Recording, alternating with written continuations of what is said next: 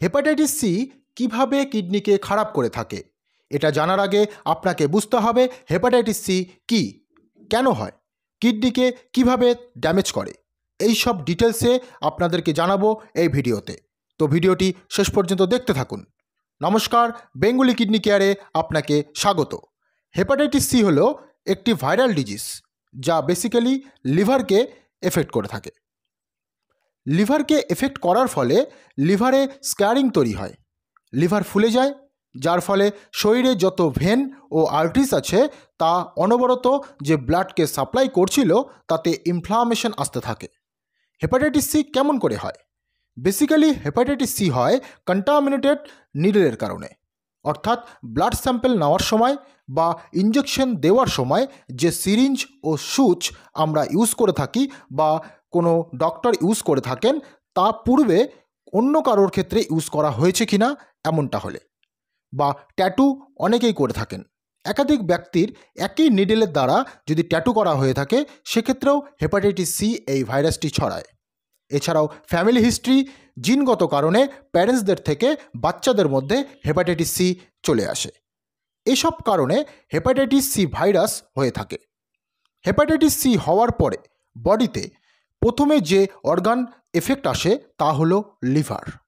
জানুন এর লক্ষণগুলো কি কি। শরীর ইয়েলো হয়ে যাবে হালকা, চোখে হালকা হলদে ভাব, নখ হালকা হলুদ হয়ে যাওয়া এবং লাস্টে জন্ডিসের মতো পরিবর্তন আসা।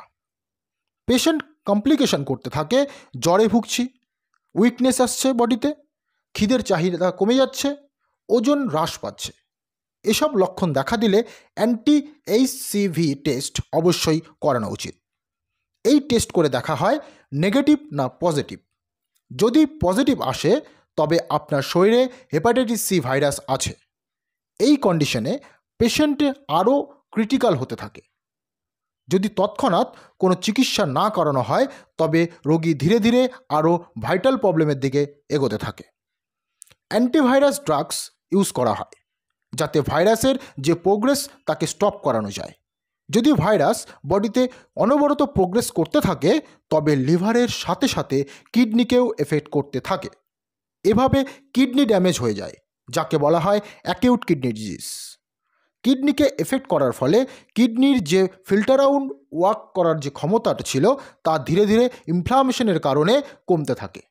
এতে কিডনি তার ফিল্টার আউট ক্ষমতা হারিয়ে ফেলে, যা কিডনি নিজেকে ইমপ্রুভ করতে পারে না, যার ফলে অ্যাকিউট কিডনি ডিজিজ থেকে সিকেটি অর্থাৎ ক্রনিক কিডনি ডিজিজে পরিবর্তন হয়ে যায়, যার ফলে ইউরিনে ফেনা হওয়া, ইউরিনে জ্বালাপোড়া করা, হিমোগ্লোবিন ডাউন হতে থাকা, হাত পা ফুলে যাওয়া, এসব প্রবলেম হতে থাকে।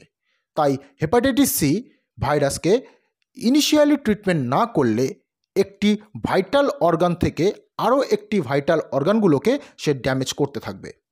তাই আপনার মধ্যে যদি এইসব সিমটম লক্ষ্য করা যায় অবশ্যই নিয়ার বাই ডক্টর কনসাল্ট করুন। তা না হলে ডে বাই ডে আপনার কমপ্লিকেশন বাড়তে থাকবে ও আপনি মৃত্যুর দিকে ধীরে ধীরে এগিয়ে যেতে থাকবেন। অল টাইম অ্যালার্ট থাকুন স্বাস্থ্য নিয়ে। প্রতিটি বিষয়ে জানুন, বুঝুন কেন হয়, কিভাবে হয়, সিমটম কী, এসব জানা থাকলে আপনার স্টার্টিংয়ে ট্রিটমেন্ট করতে সুবিধা হবে এবং আপনি সুস্থ হয়ে উঠবেন। ভালো থাকুন, সুস্থ থাকুন, নিজের কিডনির যত্ন নিন। ধন্যবাদ।